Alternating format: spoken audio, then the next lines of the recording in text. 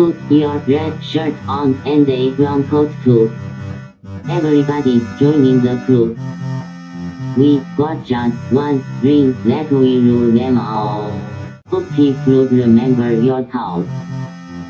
Get your Ulu fingers and your needler guns. A sonic screwdriver or a sword plus one. Use Valerian steel if it will get you to come. To the pit tank.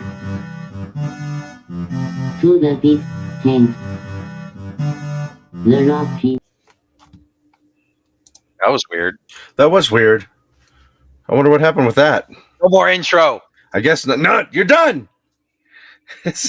Hi, I'm Troy, Hi, I'm Alex. and this is Geek Tank. And there's no guy This is the No Guy podcast. again. Again, It's some a more. treat whenever it happens for everyone, right? I was So mean. He's not here to defend himself, so kick him Fair. while he's down. That's what our Second punch. That's right. Dojo of anything goes martial arts. Anything goes martial arts podcast. That's right. Yeah, I would have started it a little sooner, but I wasn't really sure if you were going to make it because I didn't realize that. See, Guy had sent me a message saying he wasn't going to make it because he's watching a movie for class or something like that, and I didn't check to see who it was to. And since the three of us text each other on Mondays before a show, I just assumed it was all three of us. Yep. So I posted back. I'm like, okay, cool. Are you available, Alex? And it took Guy like 5 minutes to message me back and go, Alex isn't on this message chain. I'm like, what? Trying to cut me out of the communication guy. That's right. Yeah, I was actually I'm a little bit late. That's fine. Hey Bob. Because like I have been like there are shows that like the kiddo and I have discovered, or like I'm like, oh, this sounds like a cool thing, let's try it out. And sometimes it's not. It's like, oh, this is not that great, let's go away. But most of the time, things like Carmen Sandiego, Dragon Prince, stuff like that, I was like, oh, these are She-Ra, good shows, Yeah. Last Airbender or Legend of Korra. But a lot of the stuff that we've been doing too is that I've been like, hey, this is a really cool show, I think we should watch this, like Futurama or X-Files. And even with X-Files, I've been like, kiddo, some of these episodes aren't very good, and there's a million of them. So if I don't remember it's not really good, but we're not liking it, we can totally skip. It's fine. But so tonight we watched an episode of Futurama, and I've only caught Futurama here and there. I never watched the whole thing. So there's lots of episodes I haven't seen. And they're cool. But I asked them this evening, it's like, hey, what is a show that you've watched that you like that you think I would like? And so we started watching Comey Can't Communicate. And so we just watched the first episode. I knew I was going to be a little bit late because of, timing and everything, but I figured Guy would be here because I didn't hear anything different. Yeah, I don't know why he didn't include you in that. It might have just been a brain fart and unintentional. That happens. I know. I don't think it was intentional. If it was intentional, it's like, okay, that's some weak sauce bullshit right there, but whatever. Yeah, we're gonna have one of those lunches. We haven't had a lunch in a while. We should. We haven't. I'm looking up Comey Can't Communicate because I haven't even heard of it. So it's a anime brought over by Netflix. Yeah, and I'm amazed at the options of anime that Netflix has. It's pretty big. They have there's a couple shows that they just got to that are like on like some top 10 lists of things you need to watch.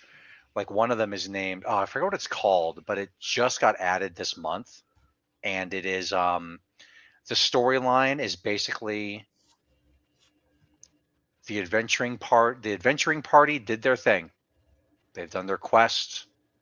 They were victorious, and it's 100 years later, and the one surviving member who's an elf that's what the show's about.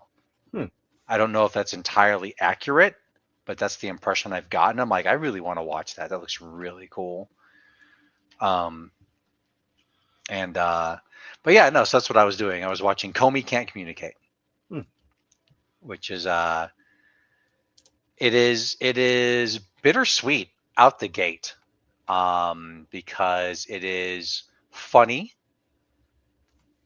but the main character, Comey, or at least the subject, Comey, she has like crippling social anxiety. And so far none of the jokes have been at her expense. But yeah, a favorable first impression. Like I literally just finished watching the first episode 5 minutes ago. Nice. So That's really cool. I think it's also neat perspective to come from by skipping episodes, because it will help teach your kiddo, if you're going to write a story or a TV show or whatever, those first 10-15 minutes are crucial, because you don't know if that's the first 10 minutes someone's watching out of your show. Yeah, because obviously we're watching the entire run. So we're in early season 2. We've watched pretty much all the episodes in season 1. But yeah, but you never do know. It's like, what's this show about? And you watch it and be like, this show's hot garbage. Yeah. Buffy, for example. Me and Buffy. You and Buffy. I watched all the worst Buffy episodes with my friends, whom I love, and I was always like, what the fuck is wrong with you guys? And they probably thought those episodes were okay because they're coming from a background of knowing all the characters, and there's right. Yeah, and so it's like, this means nothing to me. Yeah, like these, like I know some of these characters, but yeah, we're done here. But yeah, no, so very cool. Nice. And I'm still plugging through Letterkenny. I'm digging it. Cool. If the character I created for our D&D game, Bach, was more communicative, I could see him being a lot more like this main character, because he takes pride in having the title the toughest man in Letterkenny. And when anybody shows up, they're like, I'm the toughest man, fight. And then he has a ritual he does before every fight. Yeah, he's got to smoke his cigarette and drink like a giant drink of whiskey, and throws his cigarette away the same way every time as it's important to have a routine. Yeah. And I'm like, and there's just stuff he does where I'm like, man, and he always has this squint, like this angry look on his face, and that. So yeah, there's definitely a redneck version of, or not as much. I don't think redneck's the right terminology. Farmer, tough farmer, I guess would be the way to put it. So yeah, but yeah, energy there. There's one scene I wanted to post, if I could find the clip on our clips and highlights on our group that we're in, where there's a fight that is broken out, and it cuts from two people talking in some other scene, because this fight's broken out. Yeah. And this other guy's like, you got to go there, they need help. and then there's like this talk, and then it cuts, and it's like music's just like bah, bah, bah, bah, and it's slow motion. You see this guy running in slow motion, and as he's coming to the fight, he like leaps in the air, and he like leads with a foot stomp into the fight. It's just really nice choreography. Yeah, that's cool. Yeah, I just found a movie I want to watch, but I don't have it on any streaming stuff. So maybe I'll see if they have it at Black and Red or something. And it's The Long Kiss Goodnight. Gina Davis and oh my god, and Sam Jackson. Samuel Jackson. You haven't seen that? I haven't seen it, and I just I just heard of it, and I'm like, this sounds like it's right up my fucking alley. It's classic. It's classic 80s action. Right up your ass. Right. Yeah, I caught that in the movie theaters back in the days when I would go see any movie that even slightly interested me. Yeah. And yeah, it's fun. I haven't seen it for a few years, so I don't know how it's held up. Yeah.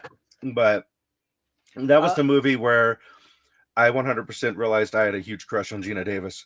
Right? Yeah. And I just heard about it. There's a creator-owned kind of video streaming service called Nebula.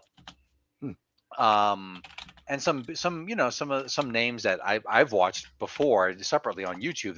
They're on there, like Legal Eagle and some others. Extra history, extra credits than them, and many others. But there's one like Cinema Sticks, and he was saying that he really liked it. The chemistry's good, the dialogue's good, and he goes, it's like his favorite. Like he opened up with an interview of Sam Jackson at somewhere, and someone was asking him, was like, so what's one of your favorite roles? And he goes, oh well, my role in Long Kiss Goodnight. and started talking about it. And so the guy who the Cinema Six guy was talking about it, and he's like, he even goes like he's like, I would have loved if it had gotten a sequel, but I got Atomic Blonde 20 years later, so we're good there. Yeah. And then he's like, and he goes, and he also says, watch it. It's like if you if like watch it and wait for it to turn. If you still don't like it after the turn comes, then cool. But if you do like it, stick with it. And then he goes, and when you're done watching it, let it percolate for a bit and go watch it again. And he goes, it's one of those movies. He says it's one of those movies that actually is better the second time through.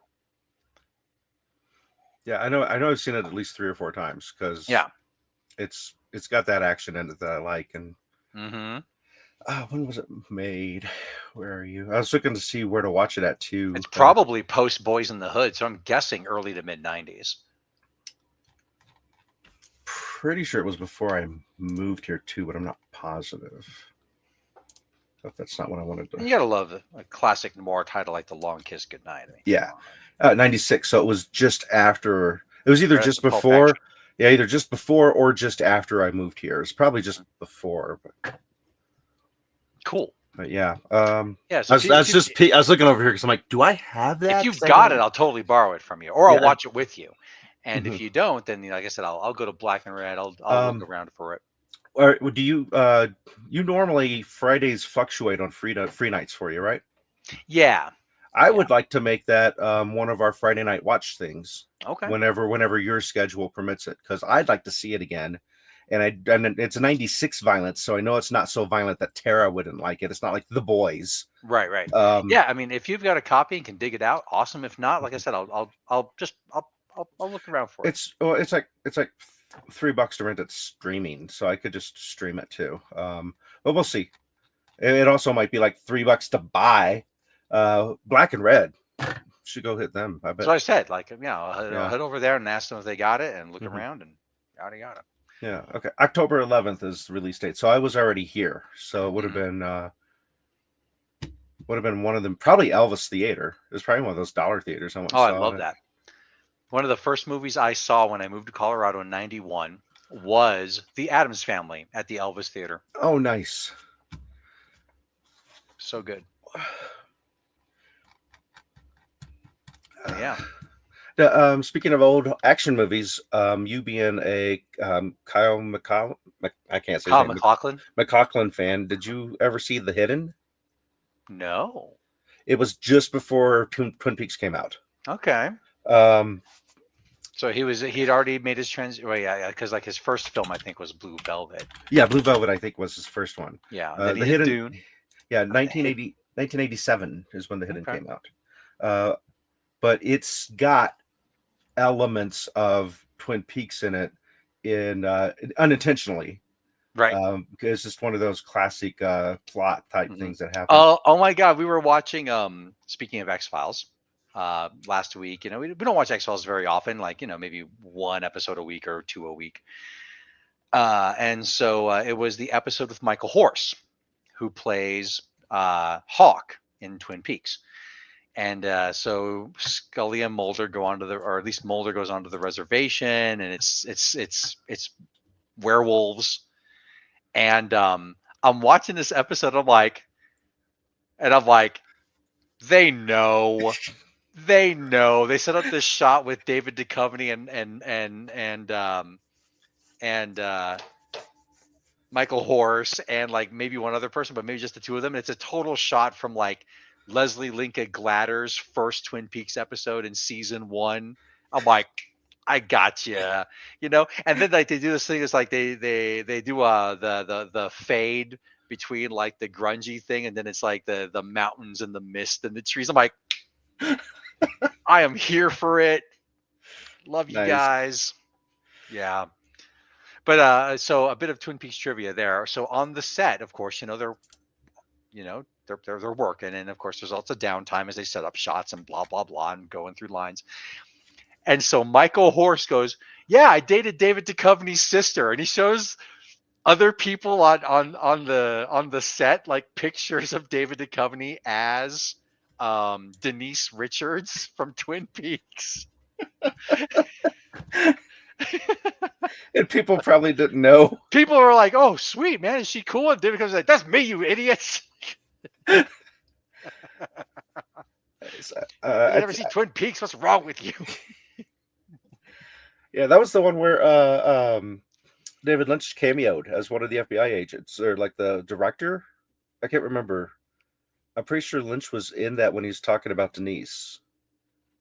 Oh yeah, no, I he absolutely no, in Twin Peaks, David Lynch does cameo as Agent Gordon Cole.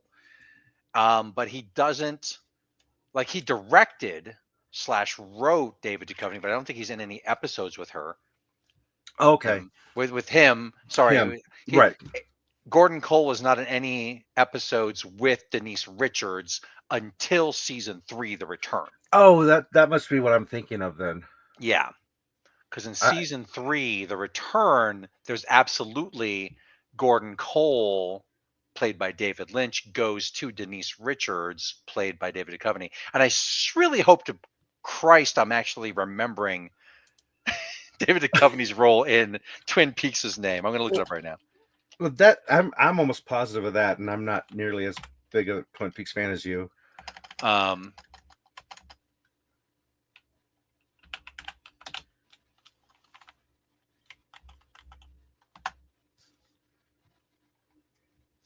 on.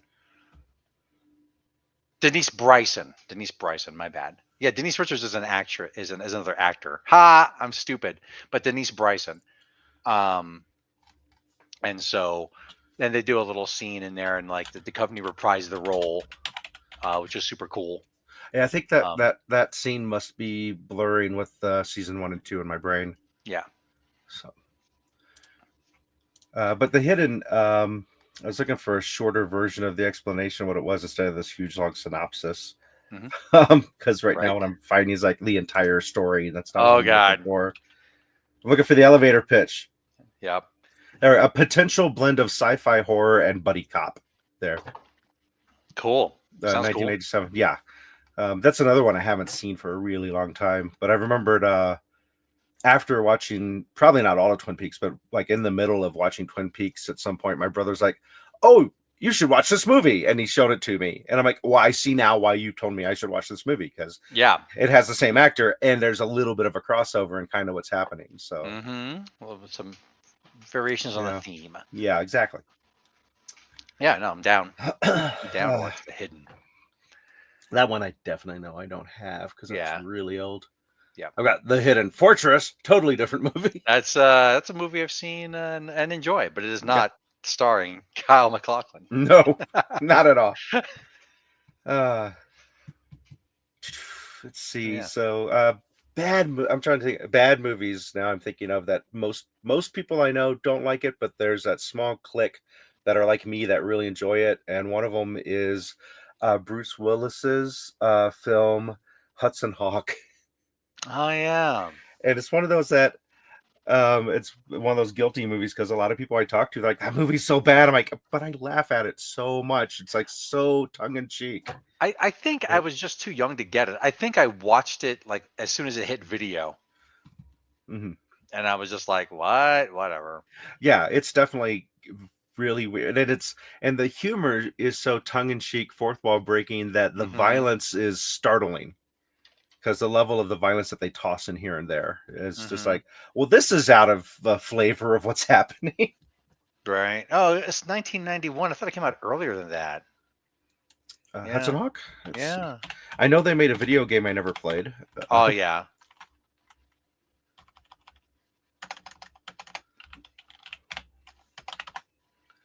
But I really like how him and his partners' little thing is that they use the length of they have memorized all these songs down to where they know, oh, that song's 4 minutes and 41 seconds. So the time it takes for us to get from this door past the security and out the other door is 4 minutes and 41 seconds. And they'll start singing that song to time it as they go through it. And that's, okay. Oh, Adventures of Pluto Nash. Yeah. Kind of remember that.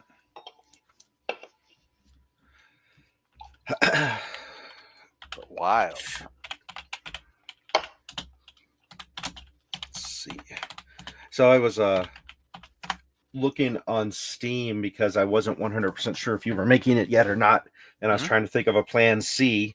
And I'm like, I wonder if I could stream on here, because the one time I've streamed on here through Steam to show a video game, I had spent like a half hour setting up OBS so I could have the different screens and everything.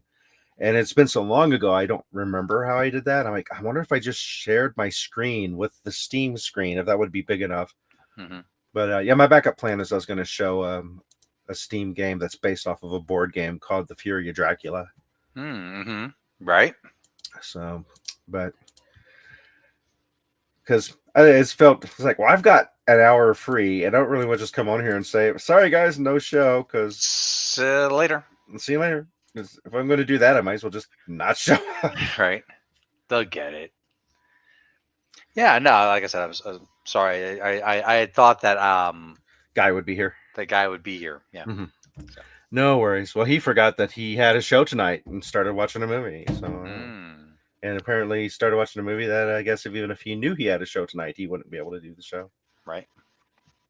So, let's see. We're close enough. I'm going to go ahead and run this because yeah, do it. Someone who probably didn't forget there's a show tonight but can't always make it to watch it is our sponsors. Geek Take is sponsored by Karen Games, Geekway Homes, The Massage Wizard, and your mom. Cool.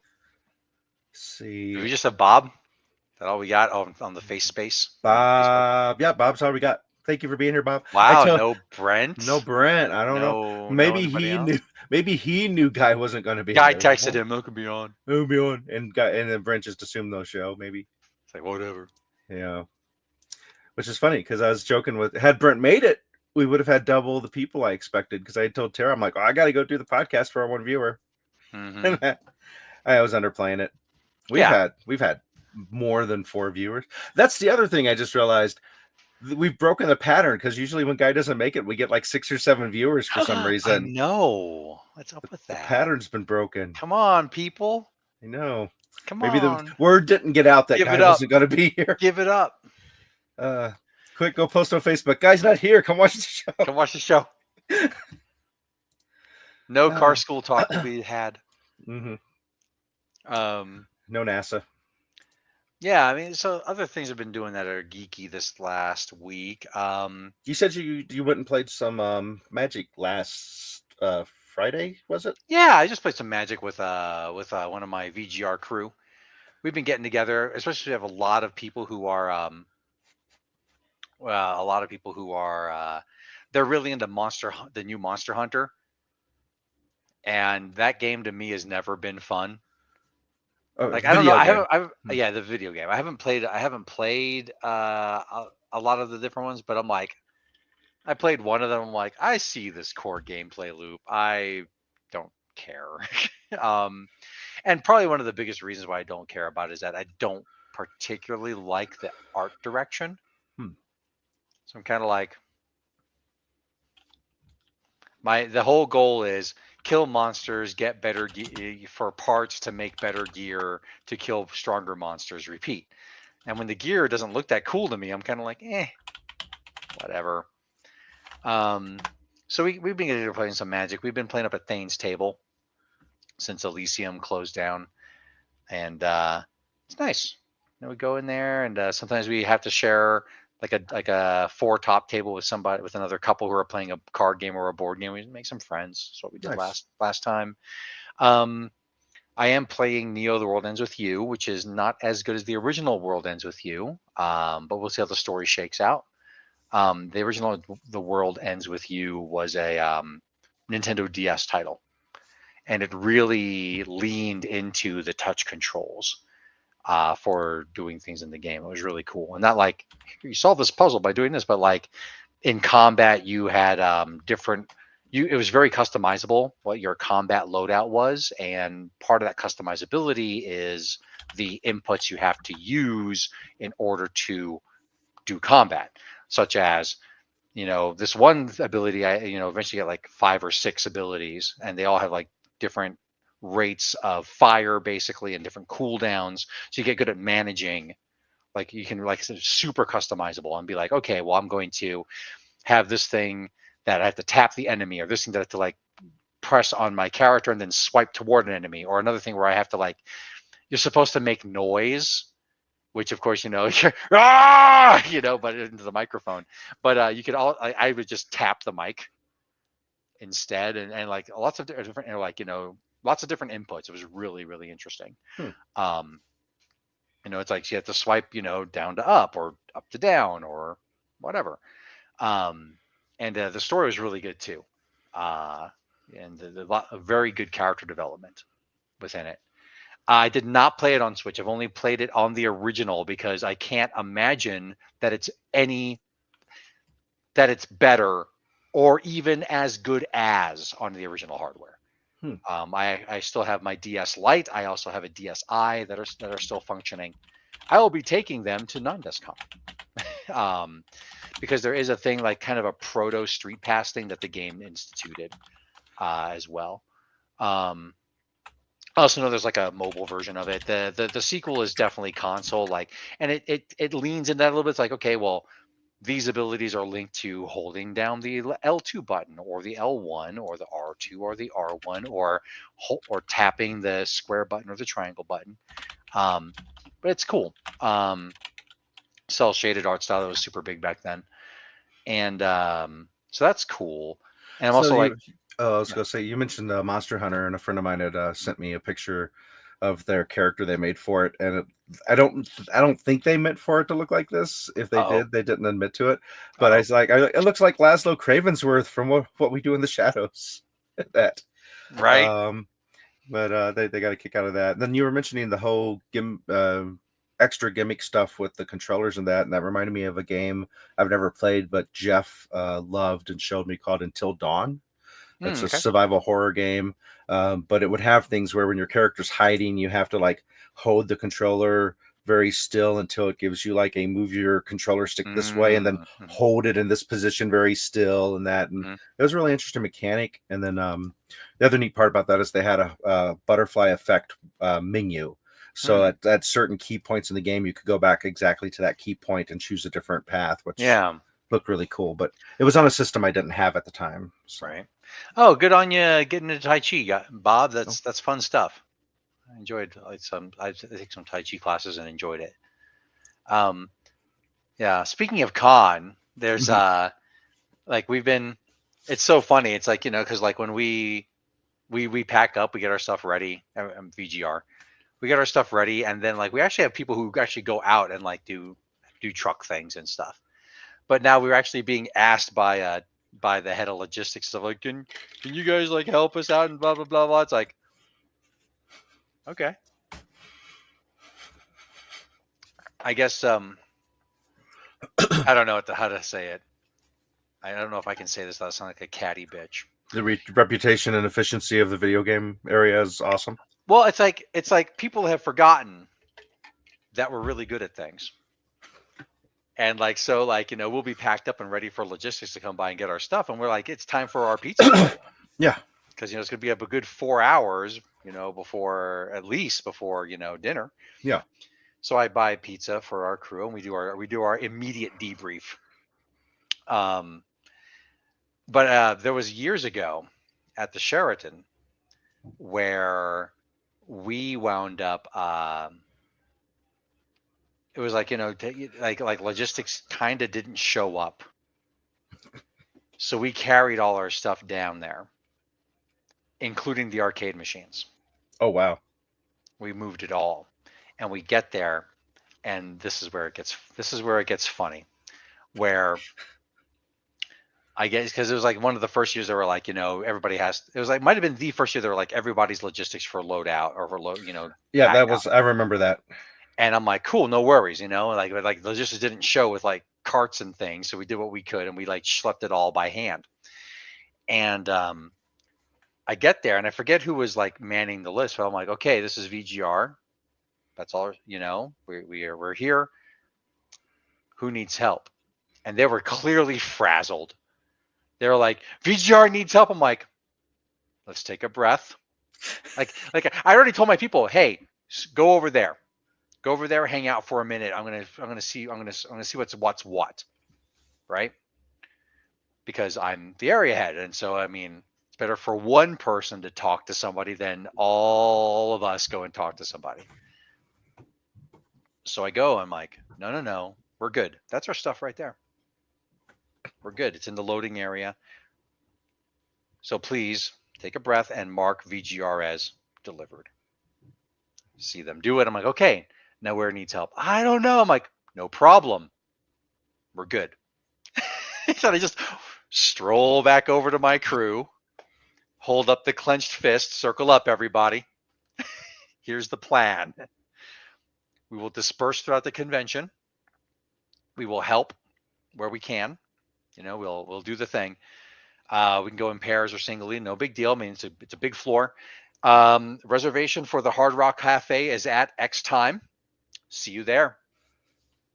And we all scattered. And yeah, I feel like I kind of it's really faint, but I feel like I kind of remember somebody coming to our division, and I don't think they identified themselves and asking if we needed help, and I'm like, no, we're good. And it easily could have been one of your guys. Maybe. I just told them just start moving and try to find people who need help. Mm-hmm. And so that's what we did. And I never followed through. And there was at least one department where I was like, they were like taking their time packing their stuff, and I was like, is that ready to go? Are these things ready to go? Because there's like there's like people who were packing, a person who was like stacking chairs, and I'm like, mental note, tell this kid basically, tell this kid that that's the hotel's job. But also I was like, there's like a pile of stuff that was actually packed. I'm like, is that stuff ready to go? Cool. I picked it up and went, and like the kid who was like stacking chairs like immediately followed me. Like, oh, this kid just didn't have any direction. Mm-hmm. Mental note, poach him. It's like, or at least at least at that moment I gave him a good example. Maybe he helped him out later in future years. Mm-hmm. with let's go. And so at this point they're like, so they've actually asked for help. It's like, even though we have people who do help, it's like, okay, well, you want us to show you what's what again? Show you how it's done, maybe? I love our cart system that we have for the dojo now, because it really makes things so much easier to get stuff into the hotel and out of the hotel. Oh yeah, totally. Absolutely. Yeah. And I think it was very smart of them to pare down load in and load out, because the concept of many hands make light work, it was like many hands make chaos. Mm-hmm. Is what was happening, because there's too many people without knowing what to do. Yeah. It's better to have a concise, qualified team instead of just a ton of people. Yeah. Yeah. So we were talking about that. We were talking about it in the VGR Discord, which is separate from my Discord that we game on and everything. Of course.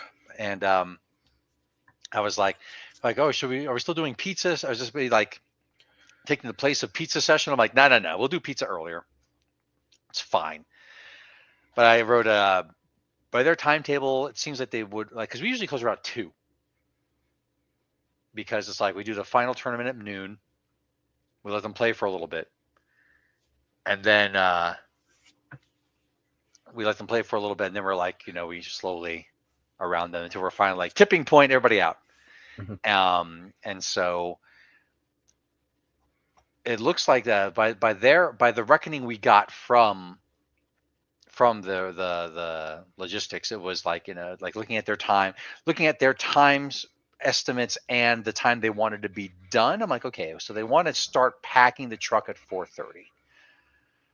And I'm like, that's what I said. By they're trying to know, since they want to us packing the truck at 4:30, I have the sneaking suspicion that we're going to have to show them our full power again by packing up other departments' gear and schlepping it, because we get shit done.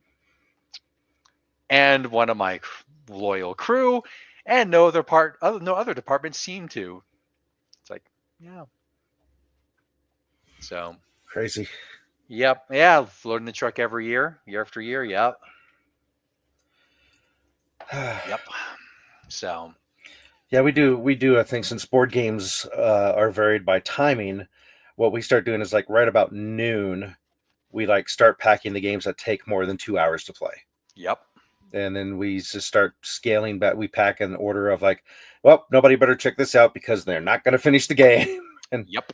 as we get closer, I'm like, you know what? The room's not officially out of our hands as far as it being a play area. So if you brought your own game and stuff, because we get Magic players who like to just hang out and play. It's like, if it's your stuff, hang out and do what you want.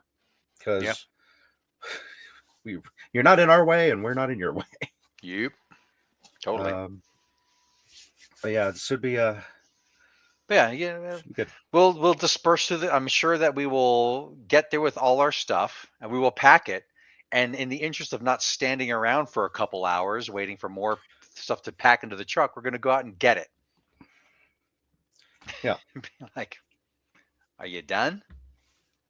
Are you close to done? Would you like help being done? Oh yeah, we know what we're doing. We pack shit up. You got a lot to pack up in the game room, so yeah. And it's like, yeah. That should be interesting. This is what we started in 2018 at that Gaylord. Or something I don't remember. So it's been enough time now that hopefully attendees that like being repeat customers have their pattern down. And we didn't have to move too far. We only went one room back away from the front store presence to just on the hallway. Mm-hmm. So I think people are figuring out, oh, it still exists. It's just around the corner. Right. But yeah, this will probably be the year where most of the tournaments, where we have a good chunk of number of tournaments. Oh, there's supposed to be another group, and I don't remember their name, that is going to be tried out this year as being our third party CCG group that comes in to run official tournaments. Okay. Where you can come buy your cards and stuff from them and play. Right. And so I'm going to lean heavily into my concept of the cool, this is your classic stuff that you're used to seeing at your LGS and what you know. Here's the game I'm running that's similar to like the neutral zone stuff that you've never heard of before. We're going to go buck wild over here. That's right. Mm-hmm. What? You have to wear a hat of the colors of your deck. Right. Yeah. Oh, that's easy for me. Yep. Yep. It was pretty funny. Like there was a group that actually meets. They meet like every night, which I'm like, wow. I wish I knew about you. I wish this was going on when I was into playing Magic every night, but I'm not anymore. But it's like they're at like a disc golf place that also has like a brewery taps. It's very close by. It's over behind the Dairy Queen over at like 64th and Wadsworth. Oh. And so I like, sometimes, and like I can sometimes go on Sundays, or like if I'm not going out dancing for whatever reason on a Sunday night, like, oh, well, it's end of month, and so I better be fresh, which is what I did last, Sunday, the 30th. I went in there and played some Magic, had a good time. But it was so funny that, yeah, I don't know, I got on this tangent. I've been drinking, sorry. But, yeah, it's like, it's just interesting that there's this group right there. They got some interesting mulligan rules. They're proxy friendly. Their mulligan rules are basically, they're standard mulligan rules until you get to 5. So it's multiplayer. It's like all commander. It's all EDH, and it's like, okay, well, the first one's free. It's multiplayer, and then they also like to shuffle and not just grab the next 7 or whatever.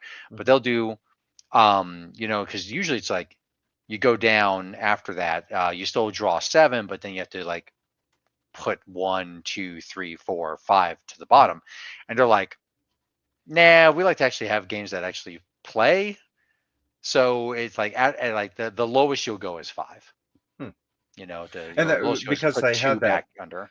That would indicate to me that as a play group, they're pretty chill about not running the combo, because then you get the person who, if you have that type of laxed mulligan, they'll keep mulligan until they get their 5 and hit the combo. or their tutor or whatever. Right. And or tutors. Yeah, there is actually a dedicated CEDH group there, and I don't know what they do, because they're playing CEDH, and I don't roll that way. So.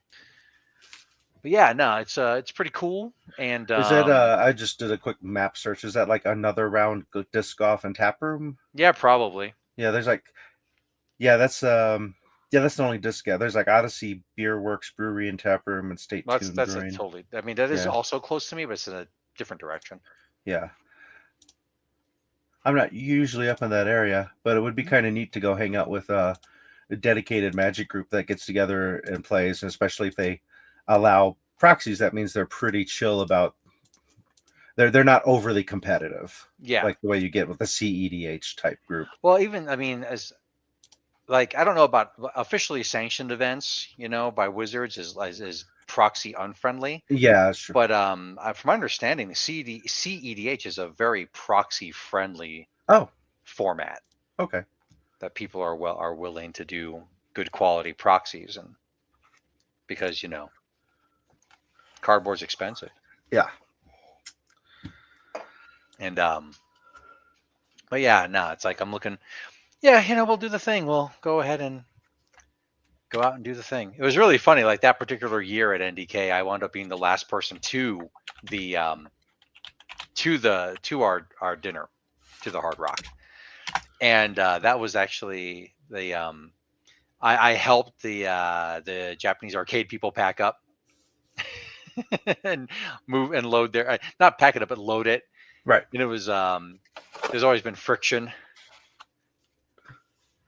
between us. Yeah, my Because we're kiddo. better. And in fact, like that's the thing too, is like I need to kind of like impress upon my crew. It's like there's been an impression the last several years that VGR doesn't do a lot. What? And jealousy, my friend. And so we will pack up our department and then we'll pack up other people's departments with aplomb and grace and an air of we're better than you. So are they just assuming because you can come help them pack up, you must not be doing much? I think that's part of it. And also it's like, oh, they're all packed up. It's like, yeah, because we're good. Mm-hmm. Because I've got, I mean, I know every department has people that have been there for a long time. My people learned this lesson that I learned this lesson as, a tween.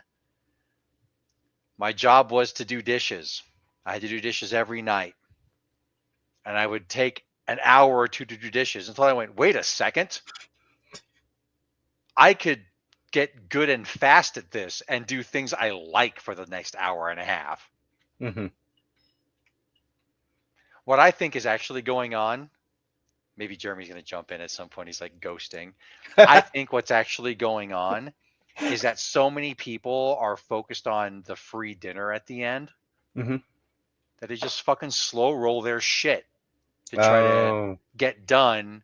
Oh, now it's dinner time. Yeah, you spent 8 hours not eating. You had lunch at noon, and now it's 8 o'clock or 9 o'clock at night. How's that working out for you? How's your mood? Yeah, I've got staff members that are like, once we're done and loaded out, they leave. Yeah. They don't stick around for anything else. They're like, well, job's done. Bye. Yep, job is done. So. Yeah, no. So I mean, we'll do the thing, and like I said, we'll do it all with an air of superiority. Yeah, they get that from me. It's actually because I've got members that do that. That's why I do a pizza thing on Saturday night, because I know I've got staff members that aren't going to see anything otherwise. Yeah. And Saturday is that midpoint where I'm like, you guys could use something, and not have to worry about fending for yourselves type thing. So yeah, I think what I'm going to do is I'm going to actually do my thing. We'll probably order our pizzas like 1, pick them up at like 1:45.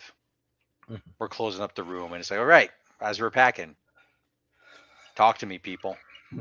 What went well, what didn't? Yeah, I'm still finding my footing even after these years, but I kind of came in with only a few months' notice that I'm running the whole show as opposed to a specialized show. But I'm lucky that I have staff members that are better than me. Yeah, and it's one of those things where if I didn't have the staff I had, I would not be doing that great at it. And, absolutely. So, no, I tell my staff loudly and in public, they're the best staff at the con, because in my opinion they are. And not only that, but I mean, I've got people like my job is to kind of like provide like an overarching vision and they help me get there, and they come up with stuff that I never even thought of.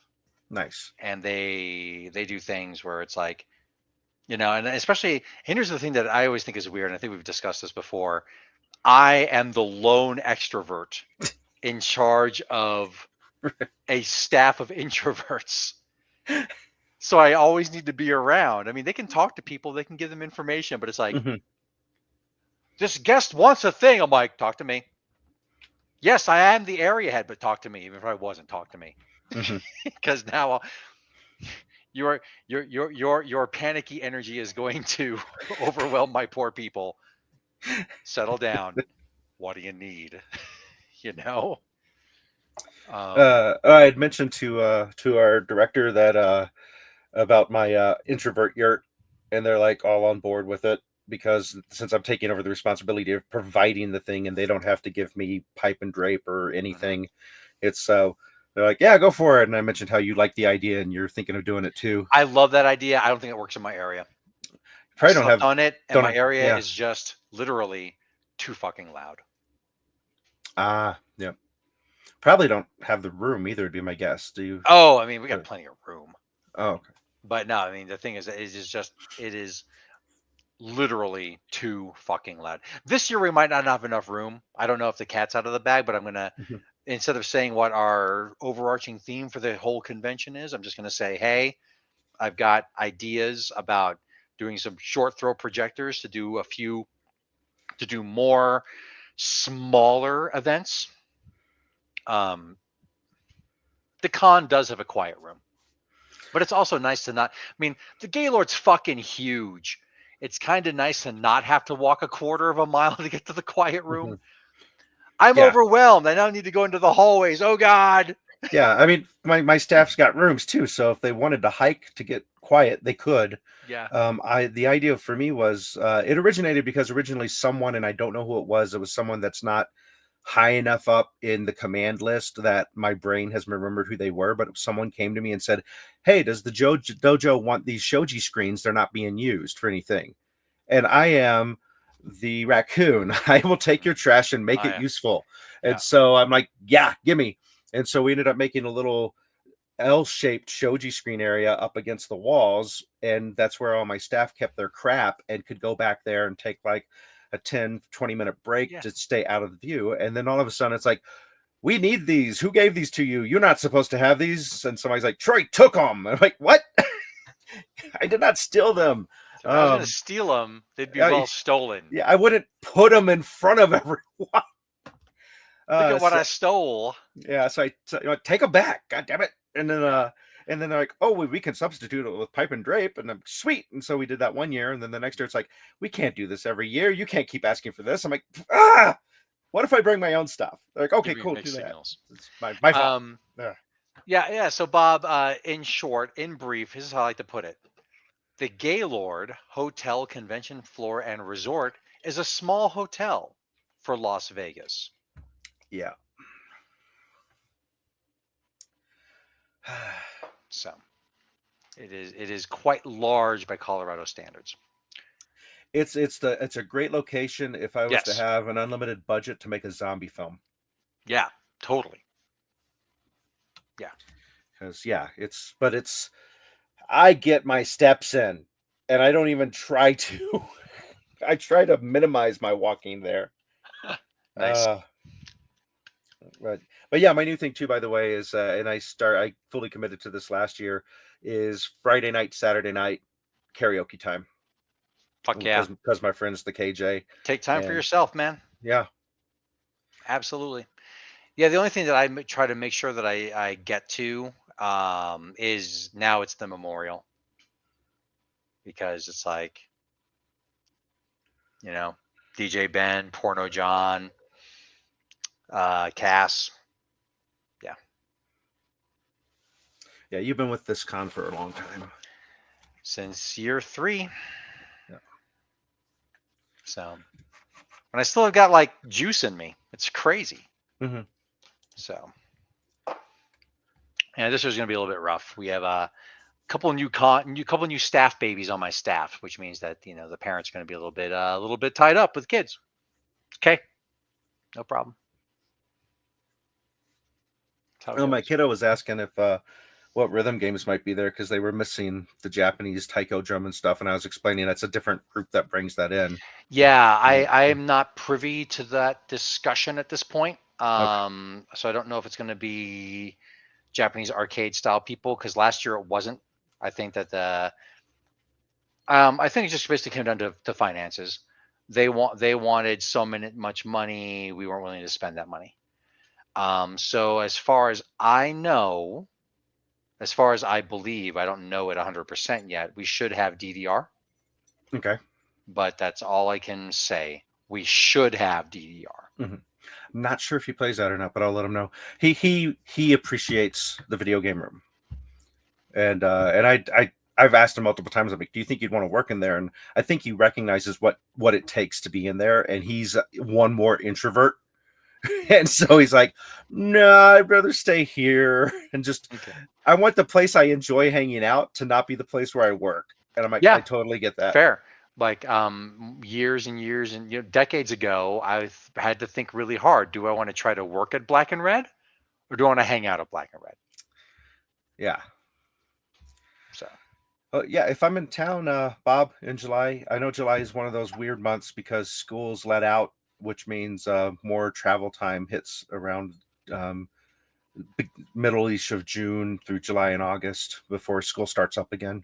yeah, But, of course, I probably don't know the majority of people that would be being honored there, but I certainly don't mind being part of it. yeah.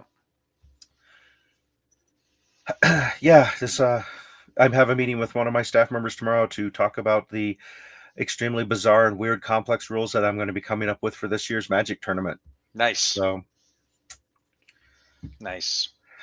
cool. Yeah, we did. But we actually had a really good time last year with because like you actually brought some of the old juice back, Troy, with all the stuff you were Yay! doing, and I was like, oh yeah, we did this great tournament of SNK versus Capcom 2, and we thought up of all these different teams, and we put them into a hat, and made people draw them, and like fucking play it, get good. And I was like, there's no games that, gaming is just like any other entrenched industry. It's risk averse, and there's no other like big name games you could really do that with unless it's Smash Brothers. All right, we're doing it. And so it's like, yeah, it was like the 25th anniversary of Smash.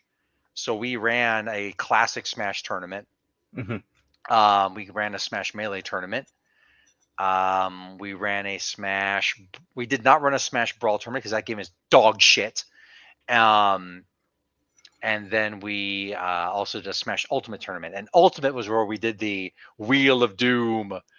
Here's all the stupid teams that we came up with in their rosters. Spin the Wheel of Doom on the iPad.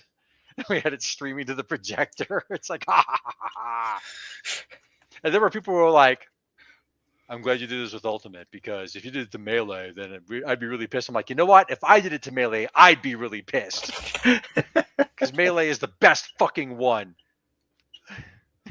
Nice. Bob Day. That's right. Yeah, I remember going to at least one of John Walker's barbecues. Good time.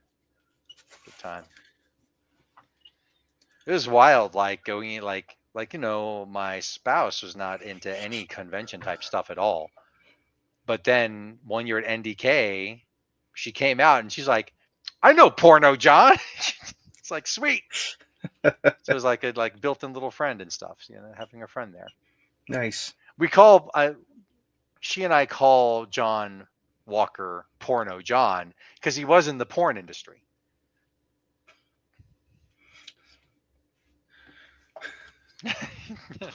Foley artist.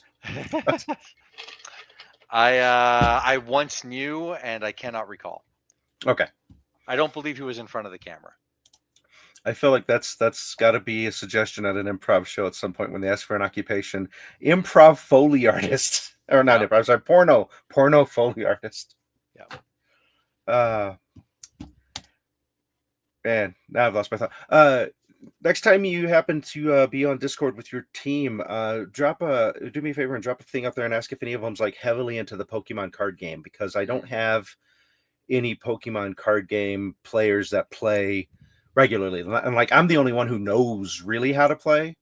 And I taught myself back in 2018 because I'm like, all right, what are you guys doing for Pokemon? Nothing. I'm like, it's an anime convention and this is a game room. Why is there no Pokemon? So I had to like teach myself Shut the up. game. That's right. Okay. Sit down and play Lords of Waterdeep again. Yeah. Okay. It's a fun game. I'll do it. But I was trying to think of twists to that game similar to the twist that we had. And it has a thing where that I know you're familiar enough with Pokemon, this will make sense to you, is that when you play a card, you have to play the first evolution, and then you have to have the second evolution to go to that next one. Just like in L5R, you have to have the non-experienced before you get the experienced. And I was trying to think of a clever way around that, so that way I could have players just reach into a random pile of cards and make a deck. But if you get the next evolutions and stuff without that base one, there's no rules that I'm aware of that you can play it. So I'm like, I don't know. Maybe I could do something where it's like you have to take damage to play them or something. Right, yeah. Night, Bob. Yeah, we Good should night, wrap Bob. it up. It's 10:02. Oh, yeah. But anyway, yeah. Throw that out there for two reasons. One, I know you've got gamers on your staff, and two, anybody watches this video, if anybody watches this video before the convention, they know that I'm doing some crazy Pokemon card thing coming up. So the Pokemans. All right. Well, we should roll out of here. Yep. As soon as I find the button here, there we go. So thanks, Bob, for watching, and anybody who watches us on repeat, thanks for watching it on repeat. It does matter. So, in any case, have a good night. I've been Troy. And I've been Alex. And this has been Geek Tank.